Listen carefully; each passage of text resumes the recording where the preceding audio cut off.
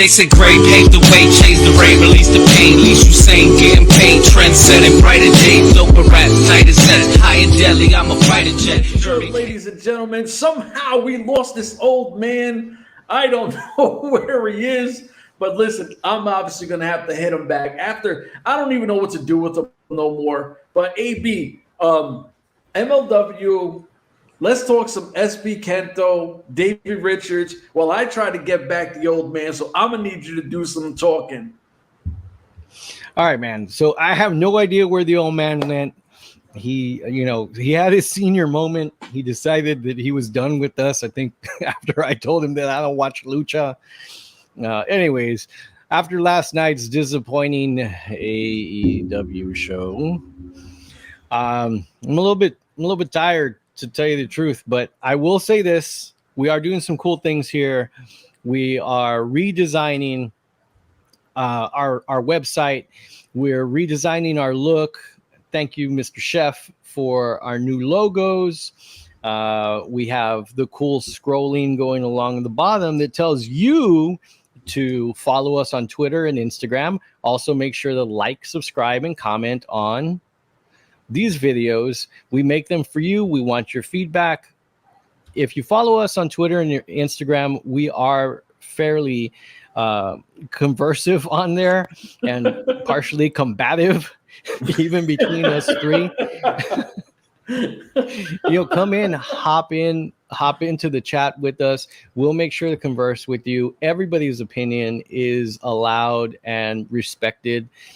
Us three, as you see, we've all got different opinions, but man, our group is tight. So come on in, check us out, leave some comments.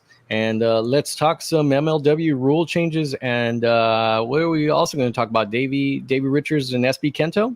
Yes, sir. Awesome. Well, I don't know that we're going to get the old man back. He probably fell asleep or his Geritol. Listen, now I feel a certain way. Like, we did a show and I felt a certain way because and I think it's cool that Shun Skywalker's coming in, called out Myron Reed, and you're like, all right, Myron Reed's putting the belt up. Cool. Myron Reed's a fighting champ. It's what he does. Then we see his tag team partner, SB KENTo, is getting a title shot versus Davey. And I'm like, damn, well, hold on a minute. Now, I don't know how Texas barbecues are, but I've been to a lot of barbecues, cookouts, whatever else you want to call them. You can't come empty-handed. You know what I mean? It's just extremely disrespectful. I don't care if you come in with, dollar store sodas or bread, a bag of ice, something. You got to come with something, right? When is Dragon Gate going to put up a belt? That's very interesting. That is very interesting. Now, I did some research on Dragon Gate because the last show that we did on Dragon Gate, I didn't have a lot of commentary, but I will say that they are, or Dragon Gate itself claims to be the second biggest wrestling promotion, and it's been around for about 20 years. Okay. It has worked with other promotions, DDT Pro Wrestling, which is, I'm sorry, but that's trash wrestling with people fighting blow-up dolls and BS like that. Wrestling Noah, respectable company, and also New Japan Pro Wrestling, the big daddy over there in Japan, right? It's also worked with AAA,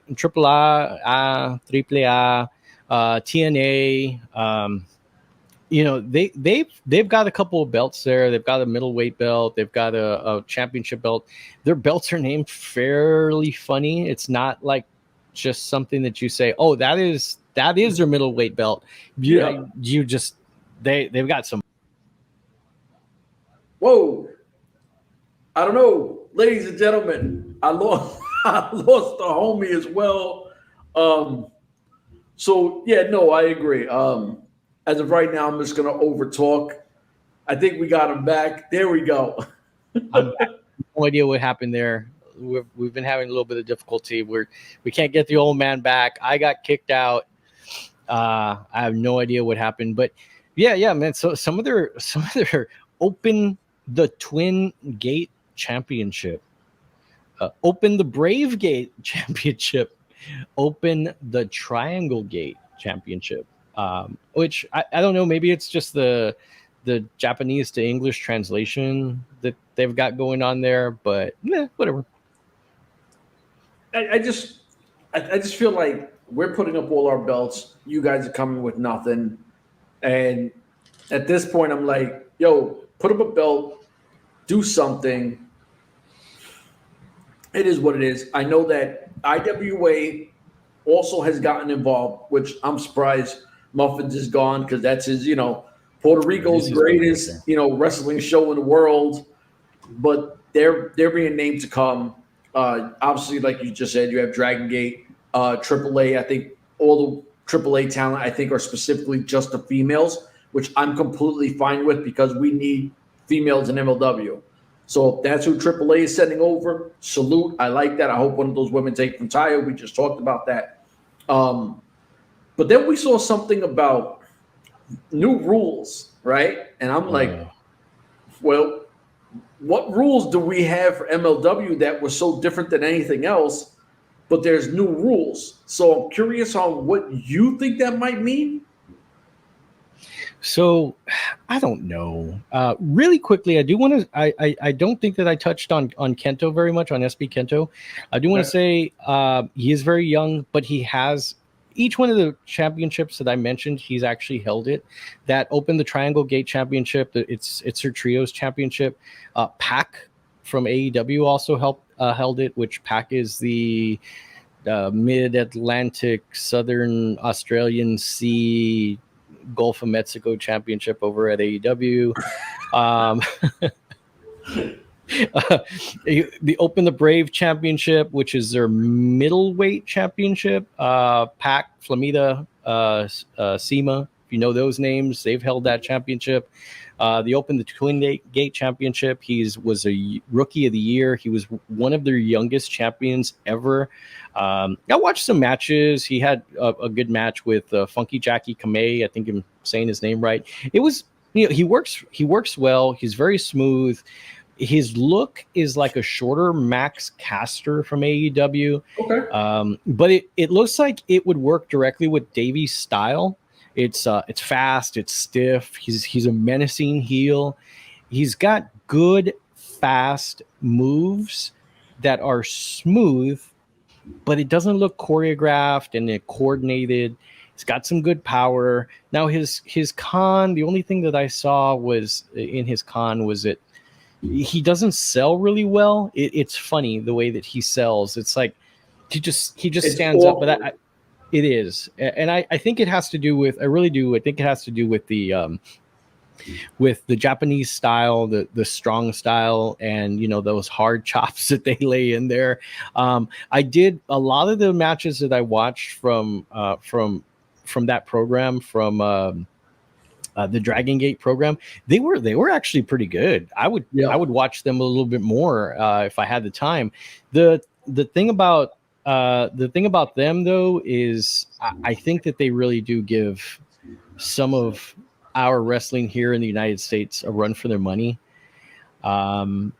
Especially now that you transitioned for us, I transitioned back, but especially when we're talking about those rule changes, it feels like when you watch a Japanese match, you're watching, I know you're not into that, but you're watching like late 80s, early 90s AWA, N.W.A, some of that Texas Championship Wrestling stuff with the old Von Erichs. It feels really nice. I loved watching it, and I said, man, I've been hating wrestling lately. I'd like to see what they got going on a little bit more. Rule changes for MLW. My thoughts on that. My thoughts on what's gonna happen. They're gonna bring in a lucha style because they've got Cesar Duran there. Not that they don't already have it, but I think that they're gonna build that lucha style even more, where they're not going to do very many count outs, where you're going to have multiple people in the ring, multiple teams, trios, maybe some, four-way teams matches, quadruples matches, which I guess is okay. There's a niche fan for that makes it that sort of aligns it with what we were talking about with their new partnership that they have, right? Yep. That they're trying to target that Hispanic Latino market. They're trying to target markets that the United States really haven't, gone and done anything with. You've got Rey Mysterio, you've got Eddie Guerrero, but okay, that's about it. You've got you got the Lucha Bros on the other side, but that's it. So I think it leans towards that. I think that a lot of the rules are going to lean towards lucha, get away from the typical wrestling that I like. I know not everyone likes it, and that's cool. That's their thing. That's up to them. How about you, man? See, when you hit on things, I listen because it makes sense, and I'm like, damn, because it makes too much sense. And I'm thinking, sometimes, shit, if this is the road we're going, how does that affect guys like Alex Kane or EJ or Fatu or Hammerstone with being bigger guys who do the power game? And does that completely take away from them? Because that's a whole different style of match. And we know Fatu, he's athletic and he can do all that. But at the same time, you're like, well, I kind of like MLW the way it is. Like, this is why I like MLW. And I think that some things have to be transitioned in. And you're right. With El Jefe, maybe we've seen that transition. But I didn't think that this would be a long-term thing because I was thinking, well, Azteca Underground might be that second show could be Azteca Underground, and eventually we get that Lucha Underground / Lucha style wrestling, and I'd be completely fine with that because you can still have your MLW, you still have your Azteca Underground, and you're good. But to completely change MLW into that kind of direction, that would make me a little nervous because now that roster is going to flip again, and MLW. They usually bring in new guys here and there, but I mean, I don't know. I'm a little like, oh, this could be rough, but I also, the part that sucks is what we're going to see is last season stuff when we first start. Because Battle Riot was taped 3 months ago. So we're going to see that. So anything with the new partnership, we're not going to see until the next set. So hopefully, they might have better lighting. They might have better audio. They might have, something, whatever, with whatever's coming in from the new partnership. I'd actually like to see them do an interview with the Kemp guy. What's his name? Will Kemp? Who are we talking about? Willie Mack. Oh yeah, from Range Sports. Yeah, I'd love to see an interview with him. I mean, you would think that during the break right now, especially since this was a major partnership, that they would have tried to, make that the forefront of their, hey, changes are coming, big things are happening. Yeah, okay, they're dropping this match is coming, and they're dropping the new rules. And I mean, even on Twitter, people are tweeting them back saying, hey, okay, new rules, what are they? You said you were going to drop them. What does that really mean? By the way, hashtag follow us on Twitter. But no, like you said, with the off season, what it is, I would like to have seen them interview the guy. What could we expect, or from a partnership, or anything. Even if you have to gimmick it up just to talk to the guy and get him in, I think it would have been really cool. But like I said, with Battle Riot, we're going to get last season's thing, and then from there, maybe we'll see the guy pull up at a show or something. I don't know, but it is what it is. Yeah, and it's really tough. It's really tough to not do spoilers when we sort of know that Battle Riot already happened, and there was this 3-month, feels like a 3-month hiatus. You want to try not doing the spoilers, but we sort of had to, right? Especially with the Davey Richards thing when he won the Openweight title. Okay, that happened, and in order for us to keep on talking MLW, we have to sort of give that away. but yeah, I just really would have hoped that they would have done something a little bit better, a little bit more fan centric to try to bring you back in. Even even during the big COVID break, they were releasing some of those original shows. The post ECW days. Yeah. They were doing some cool interviews with a lot of the talent, and you were getting to know them. Even Fatu, they were doing some stuff with him towards the end of the season, which I wish that they would have saved for now.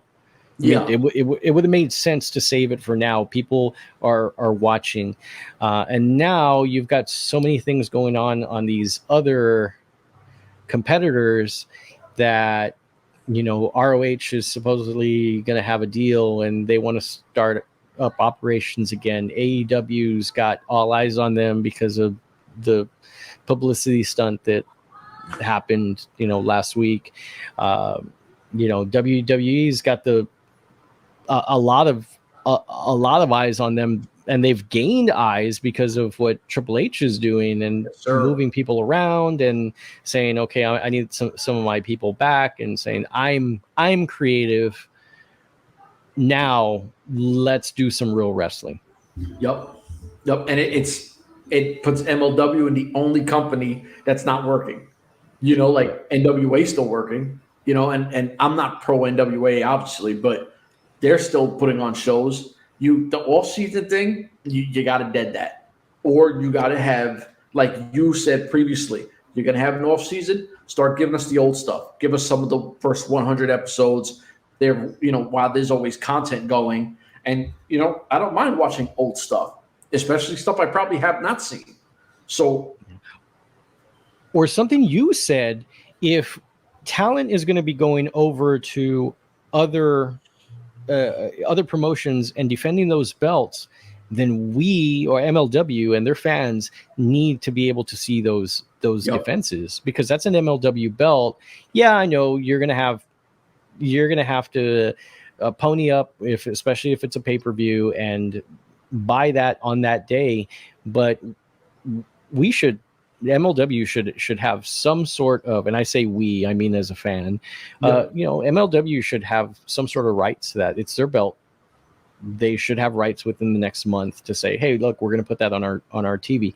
I think that during the Dallas show that they tried to do something. The Dallas show, I think it might have been like March timeframe, maybe even before then.